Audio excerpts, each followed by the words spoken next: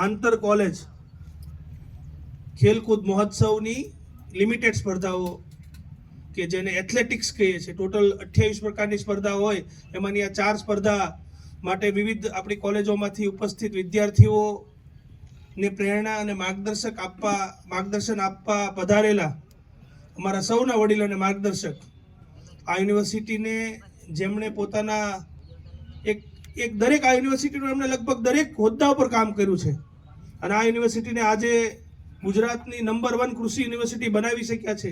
SIRF રેન્કિંગમાં પણ સ્થાન પ્રાપ્ત કર્યા હોય છે એવા ચોવટિયા સાહેબ, એમનું નામ જ વીપી ચોવટિયા છે. વીપી નો અર્થ હંમેશા વેરી પાવરફુલ, એવા વેરી પાવરફુલ ચોવટિયા સાહેબ, ડોક્ટર ઝાલા કે જે સમાજશાસ્ત્ર વિભાગના પ્રોફેસર છે પણ રમતગમતમાં સવિશેષ રુચિથી આ કામગીરી કરી રહ્યા છે. ડોક્ટર ઝાલા, પ્રિન્સિપાલ ત્રાડા, પ્રિન્સિપાલ વાજા, પ્રિન્સિપાલ ડોડિયા, અન્ય રમતગમતના અધિકારીશ્રીઓ. ખાસ તો આપણી યુનિવર્સિટી શરૂ થઈ ત્યારથી રમતગમતને પ્રાધાન્ય એટલે આપવું જોઈએ કે આપણા વિસ્તારમાં ગીર સોમનાથ કોડીનાર વિસ્તારના ખડતલ બાળકો જ્યારે આગામી ઓલિમ્પિક ભારતમાં થવા જઈ રહ્યો છે, ગુજરાતમાં થવા જઈ રહ્યો છે, તો આપણે કઈ રીતે શ્રેષ્ઠ પ્રદર્શન કરી શકીએ કે તમે પરફોર્મન્સ કરો, એના કોચિંગ થવા જોઈએ, કેમ્પ થવા જોઈએ. માત્ર રમત રમવા આવો, ભેગા થાવ અને રમીને છૂટા પડો. આ રમતને માત્ર રમત ન રાખો, રમતને એક સ્પર્ધાનો ભાગ બનાવો. આવનારા સમયમાં રમતગમત ક્ષેત્રે તમારી કારકિર્દીને કેરિયર બને, તમે રમતગમત ક્ષેત્રે ભારતનું પ્રતિનિધિત્વ આંતરરાષ્ટ્રીય લેવલે કરો, એવી શુભેચ્છા હું તમને પાઠવું છું. રમતગમત રમવાથી સહઅભ્યાસ પ્રવૃત્તિઓ, રાષ્ટ્રીય શિક્ષા નીતિની વાત જ્યારે કરીએ છીએ ત્યારે હોલિસ્ટિક ડેવલપમેન્ટની વાત આવે છે. કલા હોય, રમતગમત હોય, સાંસ્કૃતિક પ્રવૃત્તિ હોય, આ બધાનો વિકાસ તમારામાં થાય. માત્ર ભાગ લેવા ખાતર નહીં પણ એક જનૂનથી ભાગ લો. એ સ્પર્ધા પૂરી થયા પછી તમે જ્યારે ઉપર રમવા જાઓ છો એ પહેલા ખરેખર કસરત કરો, ખરેખર એને લગતી પ્રેક્ટિસ કરો. તો મને આશા છે, મને વિશ્વાસ છે, હું થોડા દિવસ પહેલા એક બેનને મળ્યો હતો ગાંધીનગરમાં. એ બેન મને કહેતી હતી કે હું સરકડી ગામની દીકરી છું સાહેબ અને ભારતની વોલીબોલ ટીમની કેપ્ટન રહી ચૂકી છું. જો આપણા વિસ્તારની દીકરી ભારતની વોલીબોલ ટીમની કેપ્ટન બની શકતી હોય તો તમે લોકો કેમ ન બની શકો? મને તમારામાં શ્રદ્ધા છે, મને તમારામાં વિશ્વાસ છે. ભાવ સાથે તમારા કોચની મહેનત, સૌ સાથે મળી જુનાગઢ વિસ્તારનું, સોરઠ વિસ્તારનું, સૌરાષ્ટ્ર વિસ્તારનું નામ રોશન કરીએ એવી તમને ખૂબ ખૂબ શુભેચ્છાઓ. આ સરસ, જો રેફરીનો નિર્ણય હંમેશા અંતિમ અને આખરી જ હોય છે પણ રેફરી દ્વારા સિલેક્શનની પ્રક્રિયાઓમાં જ્યાં જ્યાં સિલેક્શન થાય છે ત્યાં કોઈ નબળો, નાનો, વંચિત, ગરીબ વિદ્યાર્થી જેની પાસે કોઈ ઓળખાણ નથી એવો વિદ્યાર્થી ટીમની બહાર ન રહે એ જોવાની આપણી સૌની જવાબદારી છે. એ પ્રકારનું સિલેક્શન થવું જોઈએ, એ પ્રકારનું કોચિંગ થવું જોઈએ, એ પ્રકારની ટીમને સુવિધા મળવી જોઈએ. તો અને તો જ રાષ્ટ્ર નિર્માણ થઈ શકે. બાકી વાતો થાય. સૌને ખૂબ ખૂબ અભિનંદન. હું ઝાલા સાહેબ અને એની ટીમને, સમગ્ર ટીમને, ત્રાડા સાહેબ અને એની ટીમને અભિનંદન આપી મારી વાણીને વિરામ આપું છું. કવિ નરસિંહ મહેતા યુનિવર્સિટી પરિવાર વતી હાર્દિક સ્વાગત અને અભિવાદન કરું છું. 2017 પછી આપણી યુનિવર્સિટી કાર્યરત થઈ અને પછી આપણો 7મો રમતગમત ઉત્સવ છે અને એ દરમિયાન ઉત્તરોત્તર રમતગમતના ક્ષેત્રે આપણી યુનિવર્સિટી હરણફાળ ભરી રહી છે. વોલીબોલ બહેનોની ટીમની અંદર નેશનલ લેવલે અને ઇન્ટરનેશનલ લેવલે આપણી ટીમના સ્પર્ધકો ભાગ લઈ રહ્યા છે. ગયા વર્ષે વેઇટ લિફ્ટિંગમાં આપણી યુનિવર્સિટીના વિદ્યાર્થીની નેશનલ લેવલ ઉપર સિલેક્ટ થઈ છે. આ વખતે જુડોમાં પણ નેશનલ લેવલે સિલેક્ટ થયા છે.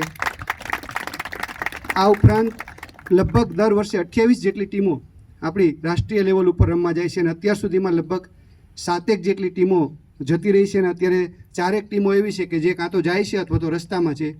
એવી સ્પર્ધાઓનું આયોજન થઈ રહ્યું છે અને એની વચ્ચે આપણી એથ્લેટિક્સ સ્પર્ધાનું આયોજન થયું છે. ત્યારે પુનઃ આપ સર્વેનું હાર્દિક સ્વાગત. આજે જે વિદ્યાર્થી મિત્રો સિલેક્ટ થાય એ સ્પર્ધાની પૂર્ણાહુતિ ન સમજે, આજથી એની શરૂઆત છે એમ સમજવાનું અને બધા સિલેક્ટ નથી થવાના. જે નથી થતા એ નવા વર્ષ માટે તૈયારી શરૂ કરે.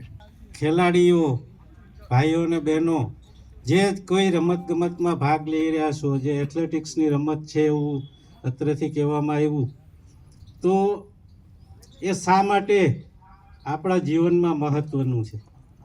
એ આપ બધા ખૂબ સારી રીતે જાણો છો. સામાન્ય વિદ્યાર્થી કરતાં એક સ્પોર્ટ્સમેન સ્ટુડન્ટ કે વિદ્યાર્થીની જે હશે એ બીજા વિદ્યાર્થી કરતાં અલગ તરી આવશે. એટલા માટે કે હ્યુમન એથિક્સ સમજે છે, વેલ્યુ સમજે છે, ટાઈમ મેનેજમેન્ટ જાણે છે, પોતાની ફિઝિકલ ફિટનેસ અને મેન્ટલ ફિટનેસ પ્રત્યે તેઓ સતત સજાગ હોય છે અને એને કારણે બીજાથી અલગ પડે છે.